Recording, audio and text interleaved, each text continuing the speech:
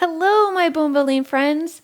Today we're going to go over how to adapt the exercises from the Liftmore study in ways that you can do at home.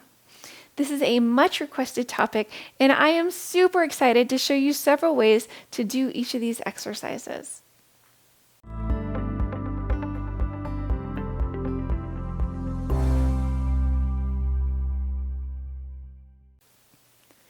I'm Sarah, and I'm a nutritional health coach through the Institute for Integrated Nutrition, and also a 500-hour trained yoga instructor, and I'm also a BoneFit certified fitness instructor. If you're not familiar with the Liftmore study, I encourage you to check out my video where I dive into that study in more depth. To summarize the Liftmore study briefly here, the study included 4 exercises done at the gym. Each exercise was done 5 times twice per week. The exercises were designed to push the participants to the outer level of their capability, and they were done under supervision. The study lasted for 8 months and showed improvement in both the spine and the femoral neck at the hip. When adapting these exercises in a way that's safe to do at home, I encourage you to lift weights that are lighter than what you would do under supervision at the gym. I also encourage you to have someone spot you if you can for safety's sake. In my experience working with people who have osteoporosis, I have found that the exercises that have been tested in the Liftmore study aren't as accessible to many people with bone loss. It's my hope that this video showing how to do these exercises at home will help you to find a way to adapt these exercises in ways that do work in your body and give you a solid place to start working on them. I'll show how to do these exercises with resistance bands and also free weights and kettlebells.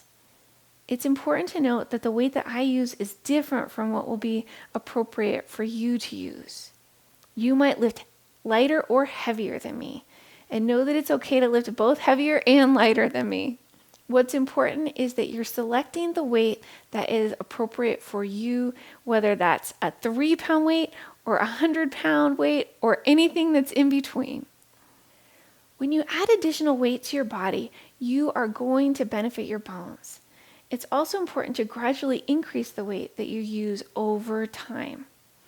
Start on the lighter side, and as that load becomes easy, then gradually increase the amount of weight that you're lifting.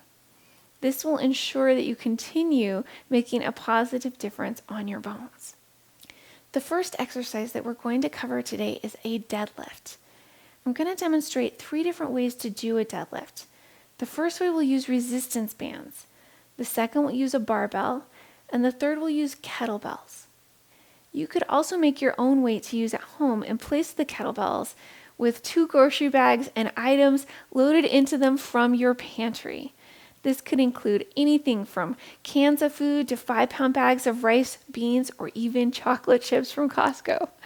Just make sure that you have the same amount of weight in each bag. So first up is a deadlift with resistance bands. Take your resistance band tube and place it between your feet. Get the band to have extra space between both feet. Place your feet so that they're about hip width apart. Hold on to the handles with both hands and make your way into a deep squat as far as it's comfortable in your body. This will be different in everyone's body, so listen to your body rather than trying to make it look like whatever you see me do on the screen. From here, it's essential that you keep your back from coming into a rounded shape. It's important for all exercises involving osteoporosis to prevent your spine from coming into a rounded shape.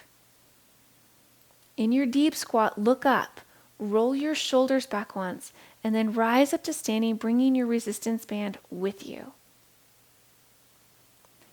The next option for deadlifting is to use a barbell. My son happens to have one around, and I have borrowed his. Go ahead and step up to the bar. Your feet should be shoulder width apart, and your toes should go under the bar. Bend your knees deeply so that your hips are below your shoulders, and pick the bar up with both hands over the top of the bar. Keep your back from rounding. It's important to keep your hips below your shoulders to lift from your upper back and not your low back. This exercise is designed to load weight into your back, but it's also important to protect your back and to not put too much weight, too much pressure on your low back. When you pick the weight up, bring your shoulders back so that they're tight. This will help to load your spine and not create a forward curve because your shoulders are too far forward. Engage your tummy muscles and proceed to lift the weight up. Squeeze your glutes at the top to help create stability. Bend your knees as you set the weight back down slowly. There's a third deadlift option, and that's to use free weights. I'm going to do this with kettlebells, but you could also do this with other free weights or with a handmade weight of your own design, like the shopping bag option. Place 2 weights out in front of you, but at an angle of about 45 degrees. Step up to the weights and come into your squat. Wrap your hands around the weights. Lift your head up.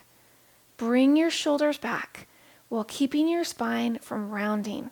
And lift. Bend your knees and make your way back down into your squat to set your weights back down on the ground. The second exercise from the Liftmore study is a back squat. I'll show you a method for doing this with resistance tubes and also with free weights. First up is the resistance tubes version. Step onto your resistance tube, keeping your feet about hip-width apart. Then see if you can bring your resistance band all the way up behind your arms and shoulders. Lift your head and bend your knees, coming into a squat, keeping your hips below your shoulders. Rise back up to standing. To do a back squat with dumbbells, lift your dumbbells up and bring them back behind your shoulders. Your elbows are up and you're working to bring the weight onto your back. This takes quite a bit of mobility through the shoulders. From here, bend both knees and work your way down into a squat and rise back up to standing. Alternatively, you can place one or both of the dumbbells at the back of your neck, holding onto it with both hands, and then come into your squat from there. Exercise number 3 from the Liftmore study is an overhead lift. I'll show a variation of this with a resistance band and then with free weights. If mobility is an issue with getting your arms over your head with weights, then starting with the resistance band option is a really good place to start working on this one. Pick up a resistance band and come to stand or come into a sitting position where your spine is well supported. Bring your resistance band up to shoulder height and pull it so that there's not a gap, but so that your band is fairly tight. Next, wrap the band around each one of your hands once. Bring the band into your chest.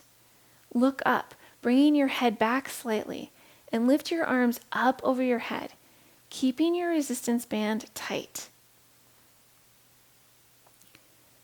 Lower your arms back down to chest height.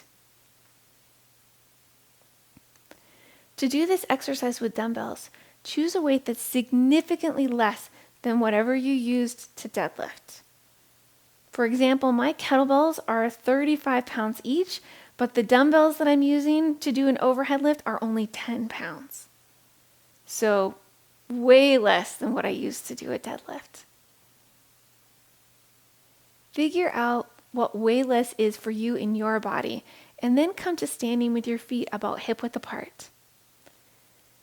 Standing well with good support for your spine, bring your weights up to shoulder height. Look up, and then lift your weights straight up towards the sky, and then bring them back down to your shoulders. It's possible to work on pull-ups or simply hanging at home if you purchase a pull-up bar for home use. I have one that attaches to doorways that I can take up or put away in a closet somewhere. To demonstrate hanging, since I can't do a pull-up, I walk up to the bar and reach my arms up to the bar.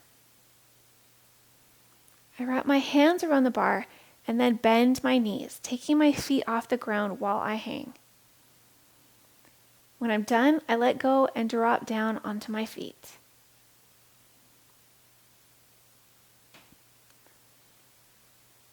I hope that these variations of exercises are a good place to start working on the exercises from the Liftmore study at home.